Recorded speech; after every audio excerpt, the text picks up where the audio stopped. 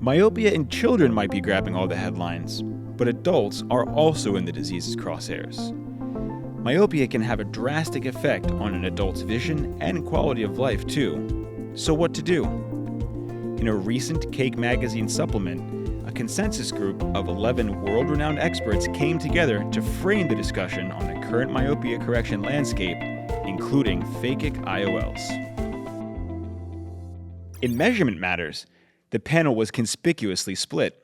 Consensus voting on phakic IOL sizing decisions spread recommendations between many primary measurements, including white-to-white, OCT, and UBM.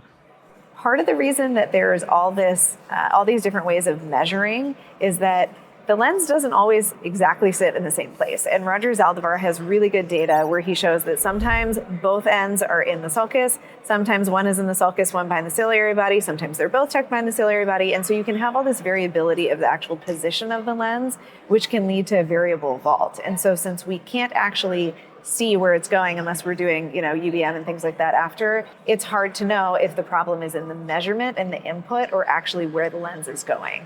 For me, how I like to size patients is I use a digital caliper to measure the white-to-white because I think that's the closest thing to an orb scan and a true white-to-white measurement. And I also am a strong believer in using UBM. I really like to evaluate what the angle configuration is, what the lens rise is, the iris configuration. All of those things are a little bit more of a gestalt. And when you do a lot of these, you just kind of start seeing different anatomies. Some angles look more crowded. And so maybe if you're between sizes, then I'm going to size down. White-to-white is a good measurement, but with time, we understand that there are better methodologies and that we can add value on that, having those numbers. And angle to angle has shown a better correlation with the internal structures. Basically, the ICL stands in a ciliary body position in almost 81% of the time. And the correlation with the ciliary body and the sulcus to sulcus is 0.6. But the correlation between that and the white-to-white is 0.2. It lacks completely of correlation. Today we have truly embraced UBM as our standard method because we have found consistent better results comparing this with OCT, even the newest formulas, and with white-to-white. So if you're going to do something very important for an elective procedure, I think that you have to try to do it the best way. So there's a lot of methods and ways to obtain a measurement to size your ICL.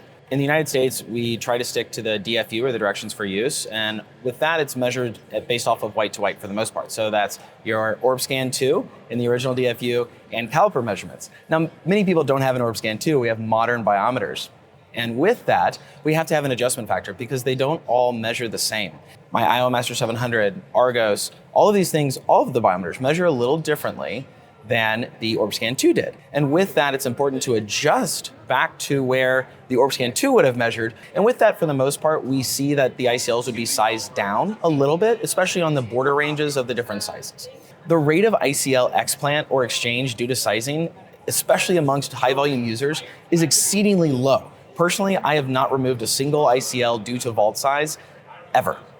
The gap between the ICL and crystalline lens is a unique and critical feature of phakic IOL implantation.